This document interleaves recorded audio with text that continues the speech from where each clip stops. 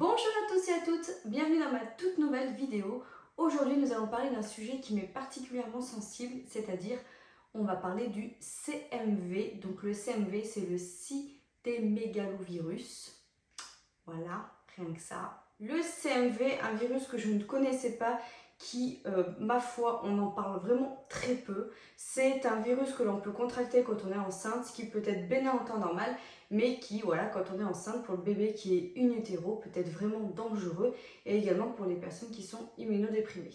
Dans cette vidéo, je vais vous expliquer comment moi j'ai pris connaissance de ce virus, comment on peut essayer de faire en sorte de se faire dépister pour connaître si on est atteint de ce virus, quelles sont les précautions, comment on le traite, quels sont les symptômes, voilà. Qu'est-ce que moi j'ai appris autour de cette maladie? Je veux tout vous partager aujourd'hui dans cette vidéo sous un système de questions-réponses. Et voilà, n'hésitez pas à interagir avec moi en commentaire, bien sûr, surtout si voilà, vous faites partie malheureusement de ces femmes qui ont eu malheureusement ce virus. N'hésitez pas à interagir pour pouvoir un peu alerter les femmes qui nous entourent, car honnêtement, quand moi j'ai pris connaissance de cette maladie, je suis vraiment tombée de haut. Comment j'ai appris l'existence de ce virus? Eh bien, tout simplement, début de ma grossesse. Donc, pour celles qui ne le savent pas, je suis enceinte de mon 3e bébé. Je vous mettrai en petit i en suggestion, voilà, de voir un petit peu ma vidéo, comment j'ai su que j'étais enceinte. Et bien sûr, c'est là où j'ai commencé un petit peu à parler du CMV, parce que c'est comme ça qu'on l'apprend au début de sa grossesse. Ma gynécologue m'a bien sûr suggéré de faire toutes les prises de sang nécessaires, toxoplasmose, etc. Et elle m'a parlé de ce fameux virus, le CMV. Elle m'a demandé, voilà, elle m'a dit Manon, elle me dit, tu t'es fait dépister de toute façon pour tes anciennes grossesses? Je dis, mais dépister, enfin je dis c'est quoi ce truc là, le CMV? Elle me dit, bah voilà, elle me dit c'est le virus, tu sais, voilà, qu'il faut faire attention avec les enfants en bas âge, machin. Bref, du coup, bah je lui dis oui, bah vas-y, je me rappelle plus trop, mais vas-y, mets-moi le truc et tout pour me faire dépister, voilà, bon bref. Je fais les examens qu'il faut, etc. Et puis un jeudi, ma sage-femme me rappelle en me disant, voilà Manon, tes résultats sont pas bons. Je dis comment ça? Elle me dit, ben voilà, elle me dit tu es positif au CMV. Donc je dis d'accord, mais c'est quoi ce truc là, le CMV? Voilà, je dis entre le Covid, etc. Je disais bon, là on va me rajouter un truc en plus, un stress en plus, parce qu'honnêtement, je trouve que de déceler cette maladie, c'est extrêmement anxiogène. Voilà, moi c'est comme ça que je l'ai vécu. J'ai vécu 3 semaines d'angoisse, mais car en fait, étant donné que j'étais positive du coup à ce virus, ma sage-femme m'a dit voilà, tu es positif, donc il faut que tu fasses attention. On va prescrire une prise de sang dans 3 semaines pour voir si ton taux évolue ou pas. S'il n'évolue pas, qu'il reste stable, et ben écoute, ça veut dire que tu l'as déjà contracté auparavant et que tu seras entre guillemets immunisé contre cette maladie.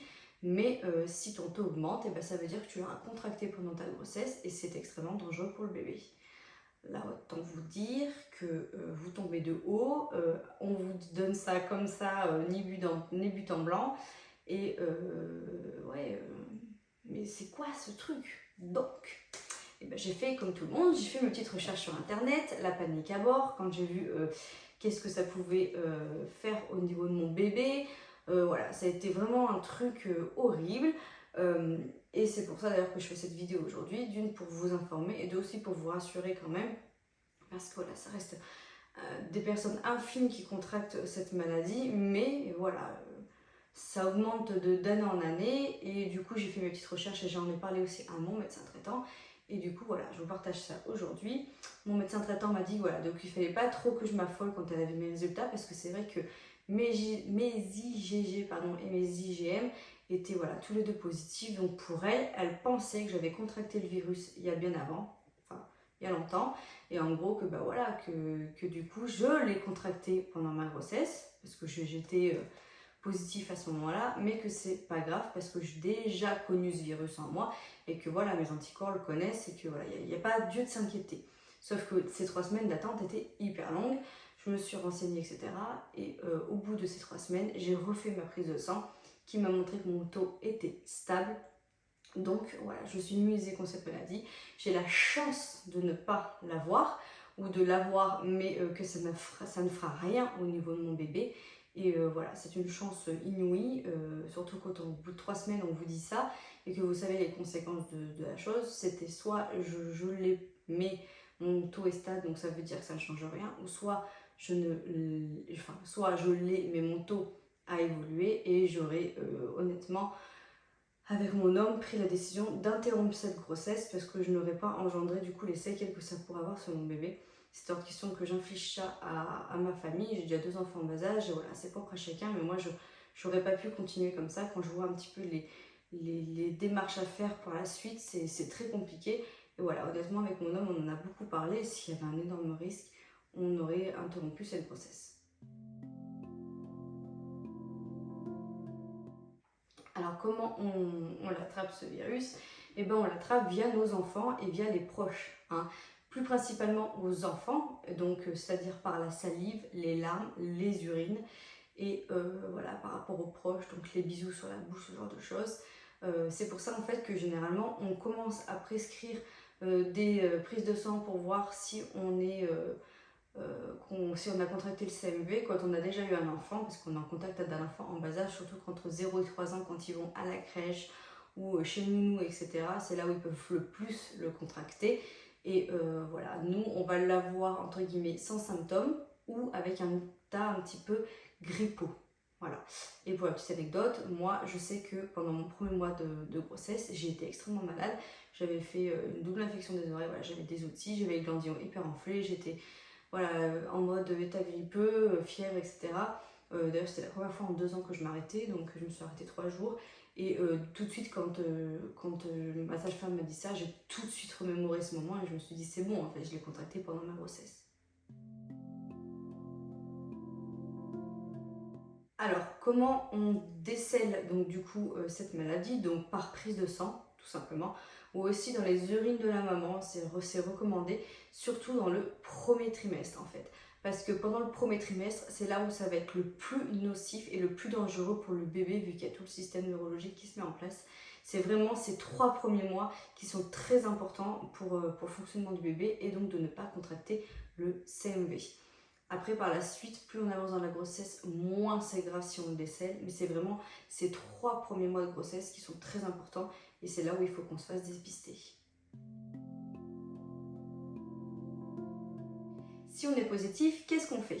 Donc la question s'était posée du coup auprès de ma sage-femme. Moi, quand j'ai vu que j'étais positive, j'ai dit mais si au bout de ma 2e prise de sang c'est encore positif et que ça a augmenté, qu'est-ce que je fais? Donc elle m'a dit voilà, donc déjà vous allez être suivi beaucoup plus régulièrement auprès de votre maternité, donc la sage-femme et également votre gynécologue. Vous allez avoir des échographies un peu plus poussées tous les mois. Et elle m'a dit également on peut réaliser en fait une amniosynthèse. Il faut juste attendre que le bébé urine dans le ventre de la maman. Donc c'est environ à la 17e semaine, on fait une amniosynthèse en fait pour voir du coup si le bébé a contracté le CMV ou pas. Et moi c'était ce passage-là. On sait qu'une amniosynthèse c'est pas anodin pour une grossesse.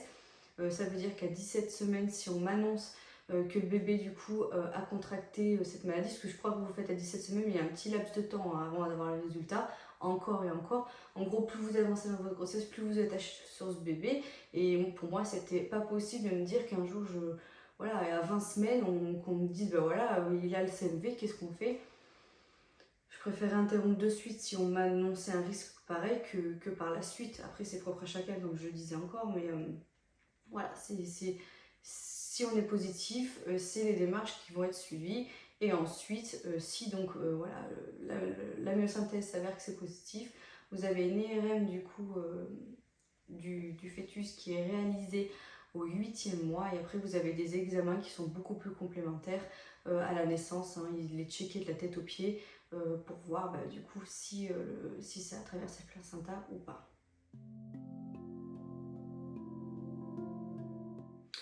Le traitement, alors j'ai regardé un petit peu sur internet et c'est vrai que c'est la grosse question.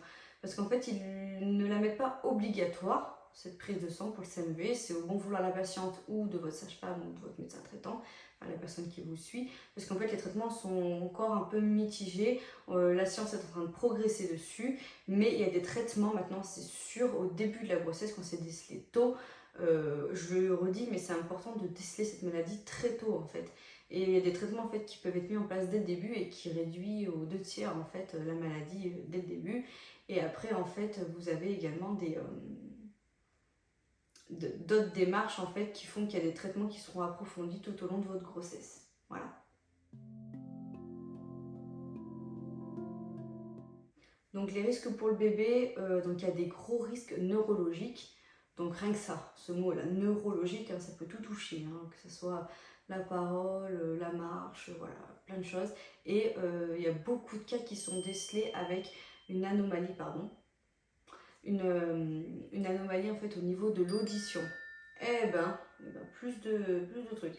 Au niveau de l'audition en fait. Donc voilà, donc il peut avoir de graves symptômes et voilà, être sourd. Et voilà, c'est pour ça d'ailleurs que vous êtes beaucoup plus suivi par votre maternité pour, voilà, pour que les échographies soient plus approfondies et pour bien déceler au maximum voilà, si, les séquelles du bébé en fait. Les séquelles que ça aura sur le bébé plutôt.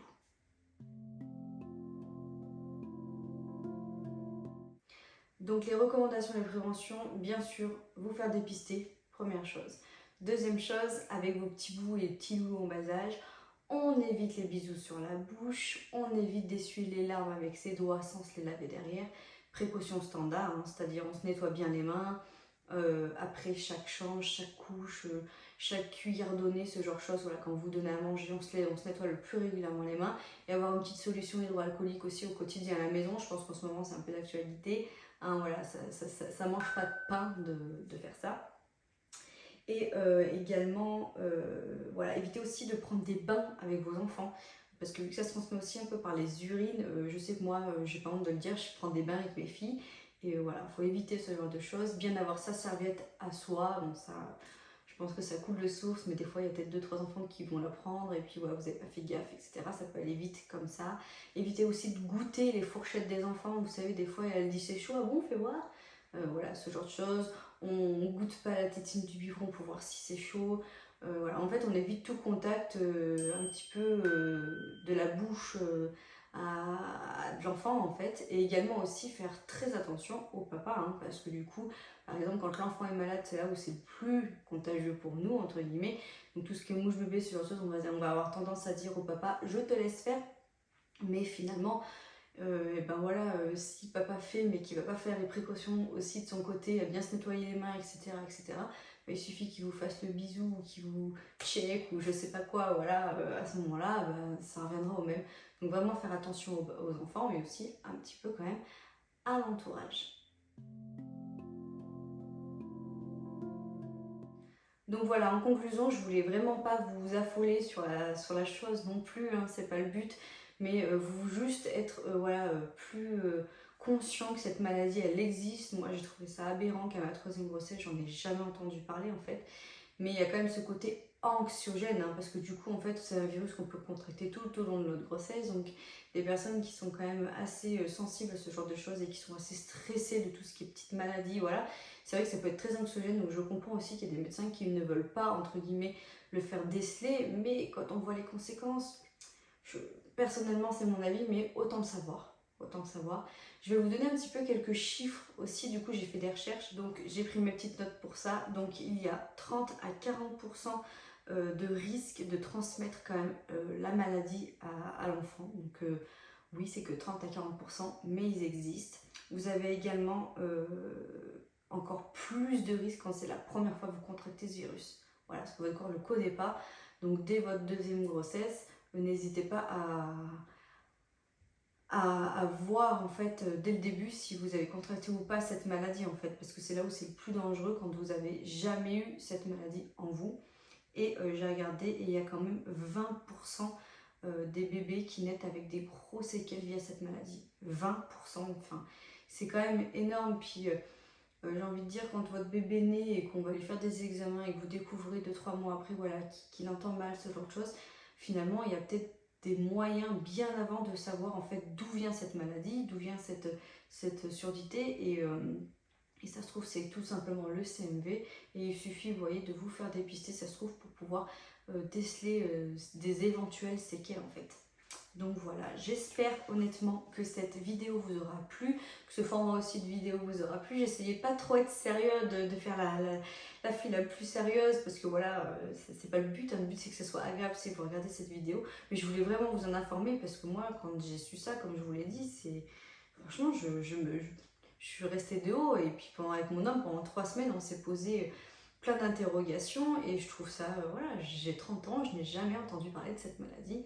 Donc si vous tombez sur cette vidéo, déjà mettez-moi un petit pouce en l'air pour être content d'avoir découvert cette maladie, voilà. Et puis je vous invite du coup à partager cette information autour de vous, hein. Si vous avez des petites mamans qui sont enceintes ou qui veulent l'aide, voilà, dites-leur, hein, voilà, faites-vous dépister ou pas, mais voilà, qu'elles aient au moins connaissance de cette maladie. Allez, je vous laisse, et puis je vous dis rendez-vous à dimanche prochain pour une prochaine vidéo. Je vous dis à tout bientôt. Ciao.